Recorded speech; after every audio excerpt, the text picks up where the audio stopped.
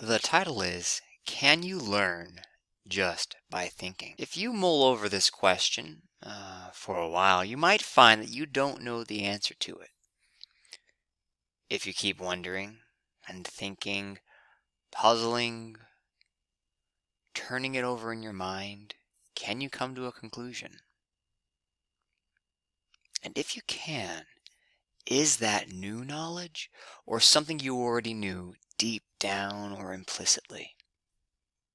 This point has been contested and defended by many of history's great contenders: Plato, Aristotle, Locke, Kant, Ayer, Hume, Hegel, and any other philosopher of import you could name.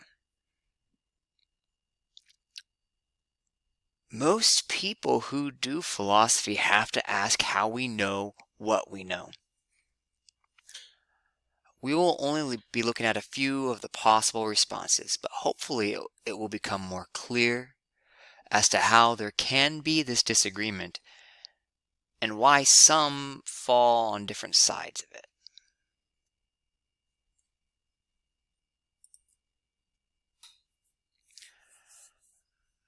Now, throughout the history of philosophy, we have seen different philosophers consider how we know. There are some who hold that we can use our senses to come to sure knowledge of things. There are some who say otherwise. These are close to the considerations that K.T. Gallagher explores throughout the text, The Philosophy of Knowledge, which we have been pursuing in depth in this course.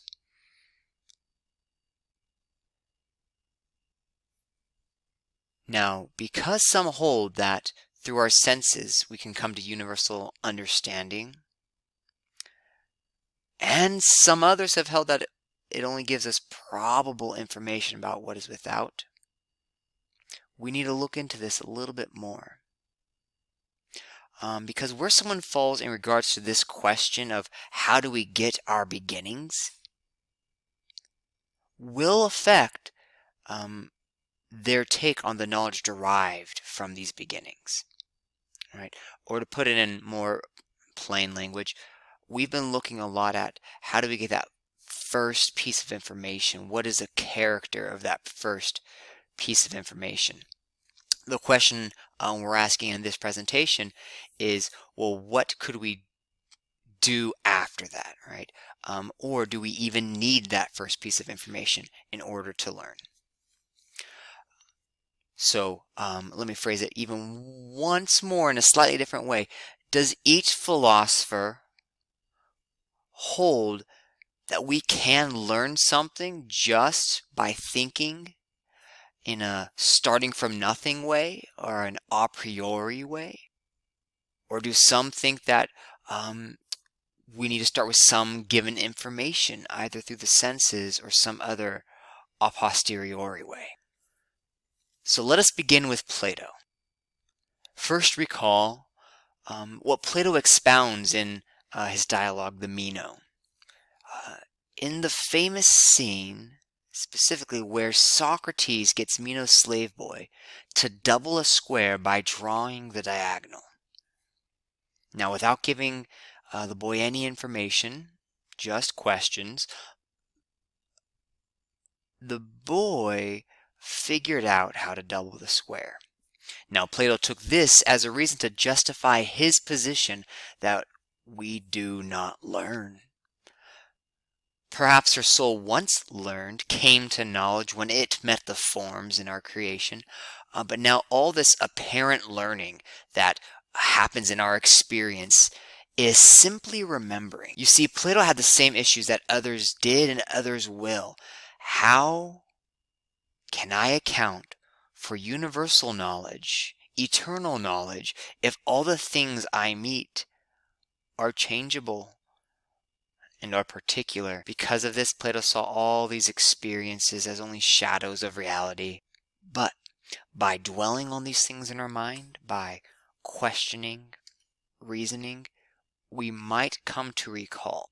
Allow me to read a short passage from the Meno itself. I think this brings great clarity. Socrates begins, "And yet, as we were just now saying, he," that is the slave boy, did not know. True, says Meno. But still he had in him those notions of his, had he not? Yes. Then he who does not know may still have true notions of that which he does not know? He has. And at present these notions have just been stirred up in him as in a dream. But if he were frequently asked the same questions in different forms, he would know as well as anyone at last. I dare say, says Meno. Socrates continues, without anyone teaching him, he will recover his knowledge for himself, if he is only asked questions. Yes. And this spontaneous recovery of knowledge in him is recollection. All right, we'll be keeping a tally as we go along. So here it is. Right now, for Plato, learning starting from nothing? No, we cannot learn just by thinking when we start from nothing. What about starting from something? Again, Plato, no.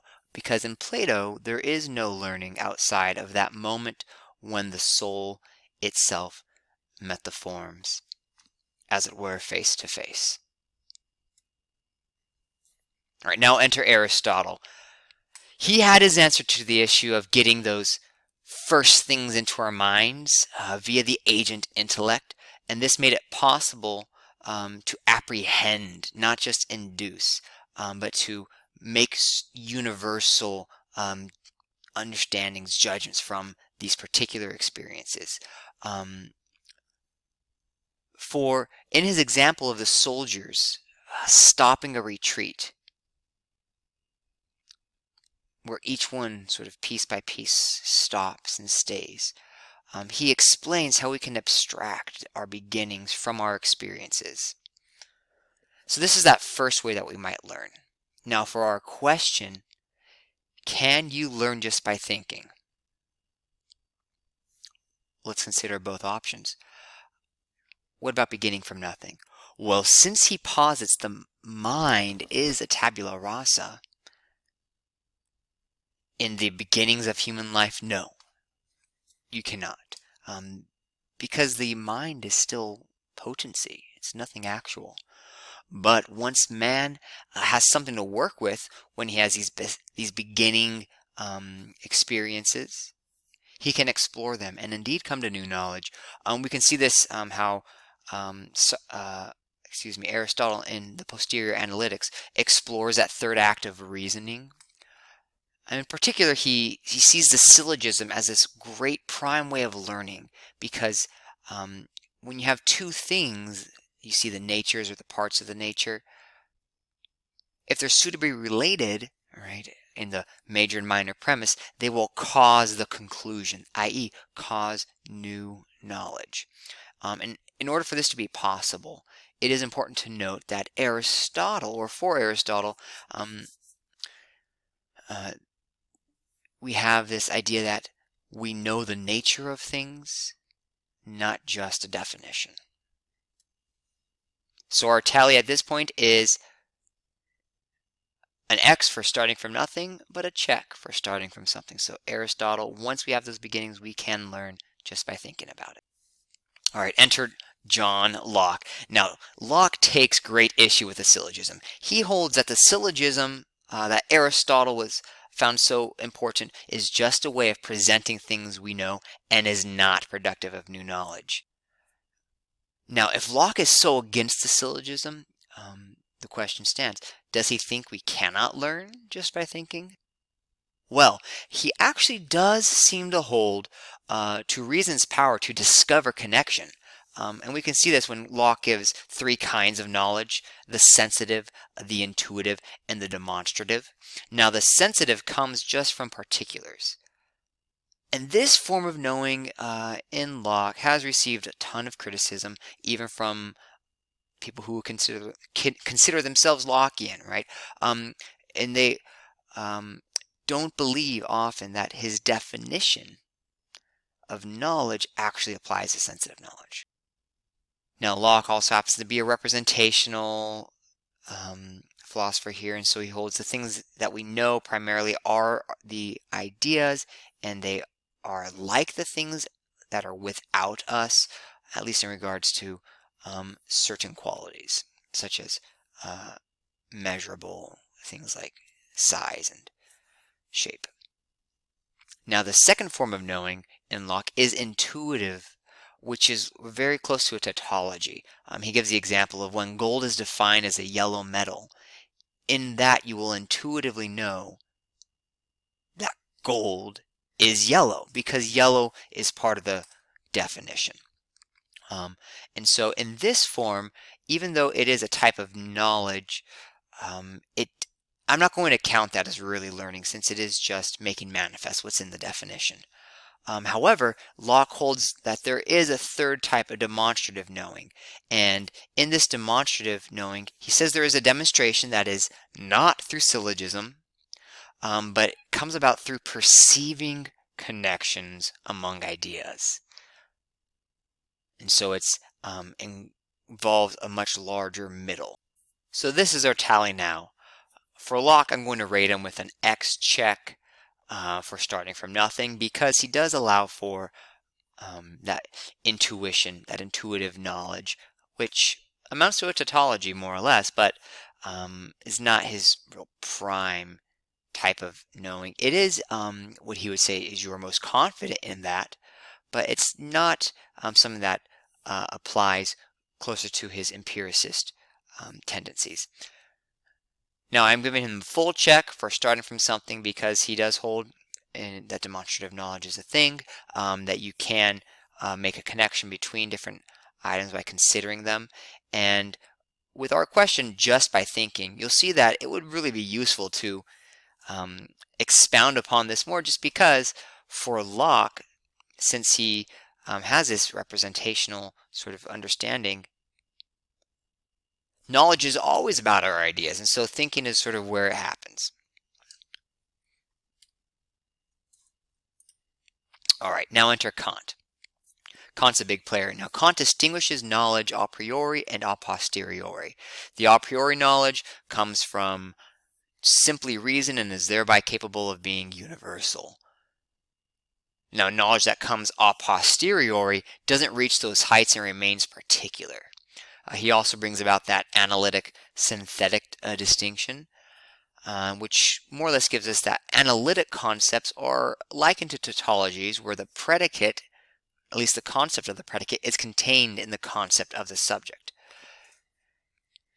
Now, a synthetic judgment expands the concept by relating multiple concepts together that are not contained one in the other. For an example, bodies are extended. This is an analytical a priori judgment, an analytic a priori judgment, and that bodies are heavy, Kant holds to be an a posteriori synthetic judgment, right? Because you have to get some information in from the outside world, making it a posteriori, or I should even say that, you use your senses, right? And it's synthetic because it's joining things together. Now, in his great works, The Critique of Pure Reason and the Prolegomena, Kant concludes that it is possible to have synthetic a priori judgments. And so I give Kant the check for starting from nothing, since that's where you have your synthetic a priori judgments, which are the cream of the crop. They're universal, and they are starting from nothing, right? Now, the starting from something, he does believe in synthetic a posteriori judgments, right? So I give him sort of the X check, just because he does hold that it is possible to find a counterexample to those a posteriori considerations. And you'll notice here my distinction a little bit between the X check in Locke and the check in Kant for the starting from nothing has to do with the learning aspect, where tautologies, you don't really learn by expanding a tautology, you just make manifest what's already known. All right, enter air. For him, very similar, you will either know through a tautology or it's simply likely, right? We either know through the individuals or by expounding definitions, right? But this expounding of a definition, the exposition of a definition, is just making manifest what is held in there, right? It's just a tautology wrapped in a soliloquy. He also has a verifiability principle, where he says something is known only if it's a tautology or verified through experience. So for him, we cannot come to new knowledge from old knowledge just by thinking. So I give him the two exchequers because I give him the exchequer and starting from nothing, since he's allows for tautologies and the exposition, but it's not really new learning, I wouldn't say. And I give him the exchequer in starting from something, although his knowing would only be likely.